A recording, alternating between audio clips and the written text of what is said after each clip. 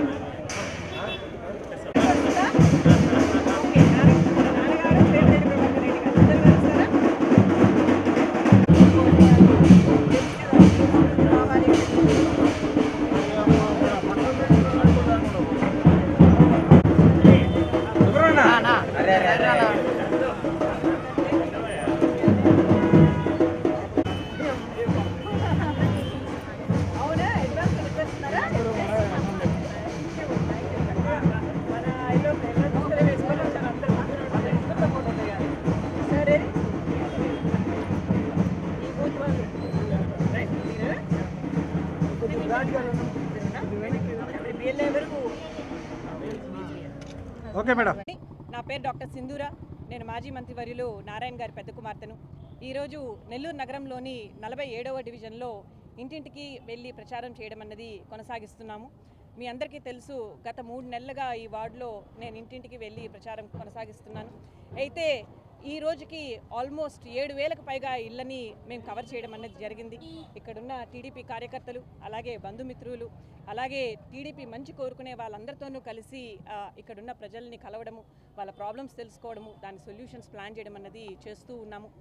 అయితే ప్రజలందరూ ఆంధ్రప్రదేశ్లో ఉండే ప్రజలే కాదు, అలాగే ఇండియాలో ఉండే వాళ్ళే కాదు, ప్రపంచంలో ఎక్కడ ఉన్నా కూడా ప్రజలు కోరుకునేది మూడు సహాయాలు కోరుకుంటారు, లేదా 3 సహాయాలు ఖచ్చితంగా కోరుకుంటారు. ఒకటి మంచి ఇల్లు, అలాగే మంచి త్రాగునీరు, అలాగే మంచి భోజనం.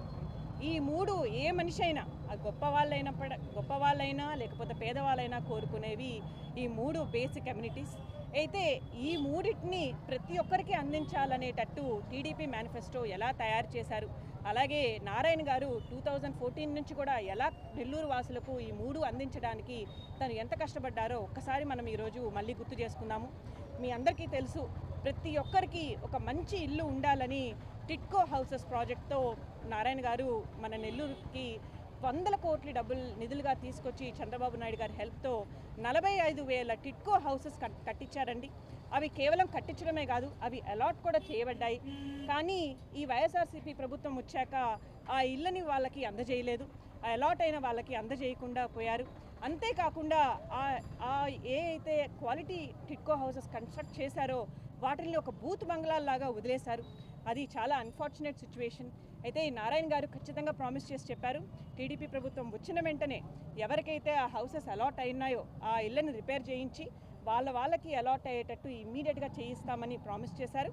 అలాగే 2019 నుంచి 2024 వరకు గత 5 ఏళ్ళుగా ఇంకెవరికైనా కూడా ఇల్లు అలాట్ అయ్యి ఉంటే వాళ్ళకు కూడా అవసరమైతే ఇంకొక 45,000 ఇళ్ళని నెల్లూరులో కన్స్ట్రక్ట్ చేయించి వాళ్ళకు కూడా అందిస్తాము అని ఆ ప్రామిస్ కూడా చేస్తున్నారు. ఖచ్చితంగా నారాయణ గారు ఒట్టి మాటల మనిషి కాదు, తన చేతల మనిషి. ఖచ్చితంగా వాళ్ళందరికీ వారికి తగ్గ ఇళ్ళని క్వాలిటీగా కన్స్ట్రక్ట్ చేసి ఇప్పిస్తారని నేను మీ అందరికీ తెలియజేస్తున్నాను.